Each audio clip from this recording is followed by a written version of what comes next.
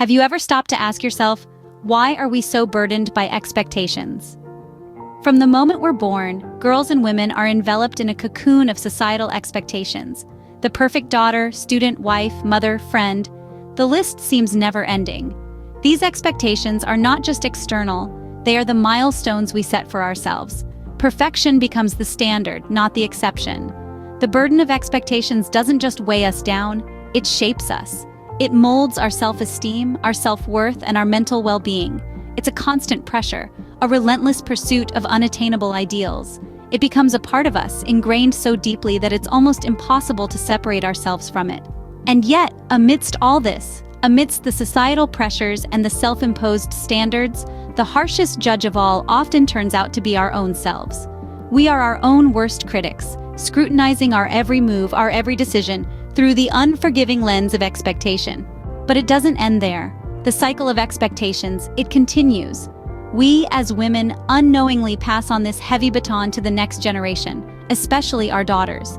It's like a relay race that no one wants to run, yet we all do. We subtly apply these pressures onto our little ones. We question their choices, their appearance, their friends, their ambitions. We want them to have the best, and in doing so, we sometimes forget that they too are individuals with dreams and desires of their own. This cycle, it's vicious. It's a whirlwind of expectations, self-doubt, and anxieties. It's a dance that we've been taught since we were young, and one we inadvertently teach our daughters. We trap them in this cycle of perfection, of being the best, of meeting expectations, and then wonder why they're stressed or anxious. And yet the question remains, why do we hold these expectations? Perhaps it's not about wanting or having expectations. Perhaps it's about lacking the right tools. As we navigate through the labyrinth of life, we often find ourselves ill-equipped, lacking the necessary compass to guide us. The education we receive growing up tends to focus on academic achievements. We're taught algebra, history, spelling, and geography. But how often do we use these teachings in our daily life? On the other hand, we're seldom taught life skills, those vital tools that help us handle the ups and downs of life.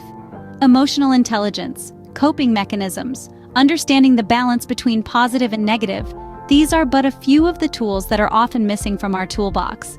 These are the skills that empower us to deal with stress, to understand that failure or a no are not punishments, but rather stepping stones on the path of growth. We're left in a deficit, ill-equipped to respond to life's challenges. We find ourselves under pressure, burdened by expectations we struggle to meet. We're left questioning why, instead of having a healthy, appropriate response that benefits us.